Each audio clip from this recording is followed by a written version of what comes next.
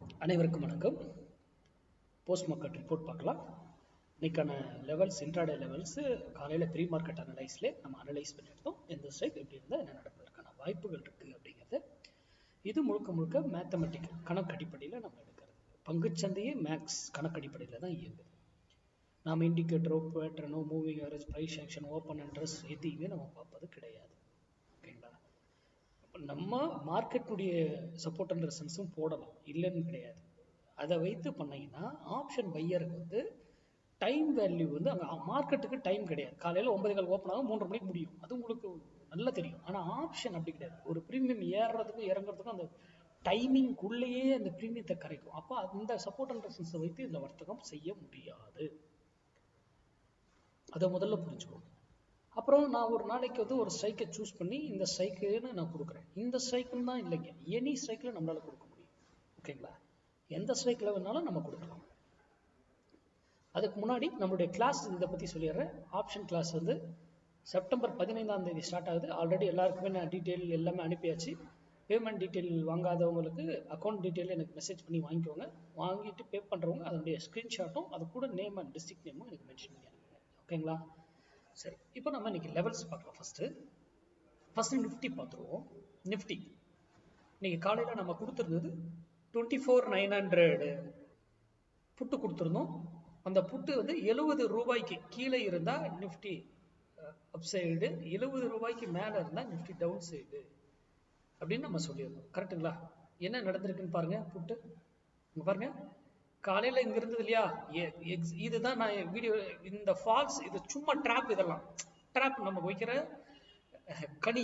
கனின்னு சொல்லுவாங்க இல்லையா, கனி வைக்கிறாங்க அப்படின்னு, அதுதான் அது ட்ராப். அப்போ அந்த ட்ராப்புக்குள்ள நம்ம வந்து மாட்டக்கூடாது. இது வந்து அழகாக இங்கிருந்து ரிவர்சல் ஆகும்னு நமக்கு நல்லா தெரியும். போயிடுச்சு.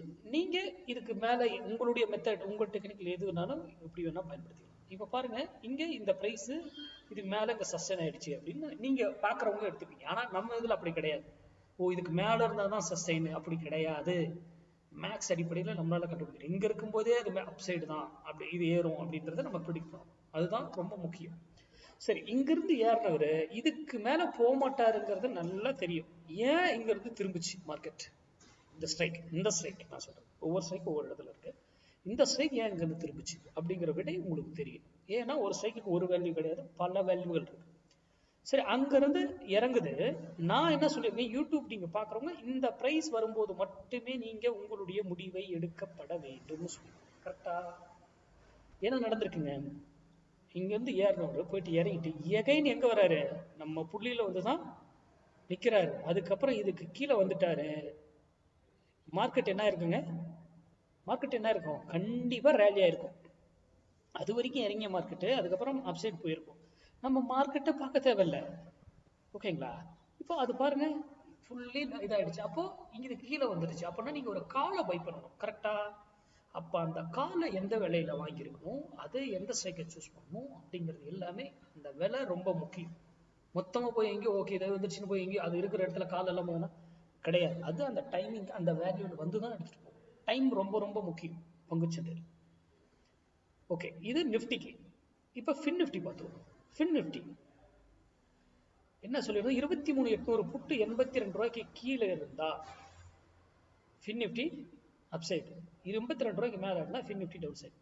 இங்க பாருங்க, நல்லா காலையில் என்னங்க 82 ரூபாய்க்கு மேல அப்பு ஸ்ட்ரைட்டா ராக்கெட் விட்டாங்க. ஆனா இங்க இருந்து ஏன் திரும்பிச்சு?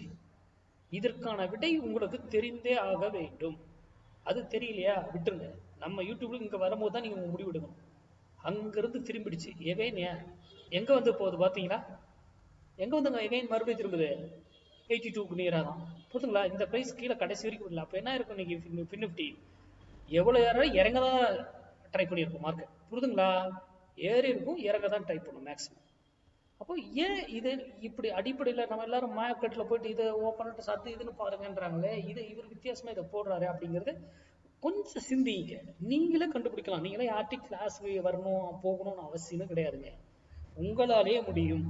நீங்களே அழகாக கண்டுபிடிக்க முடியும். என்ன, காலங்கள் அதிகமாகும், அவ்வளவுதான் விஷயம்.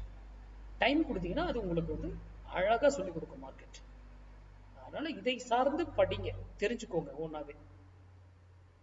ஏதாவது சந்தேகம் இருந்தால் எனக்கு வாட்ஸ்அப் மெசேஜ் பண்ணுங்க. நன்றி, வணக்கம், வாழ்க வளமுடன்.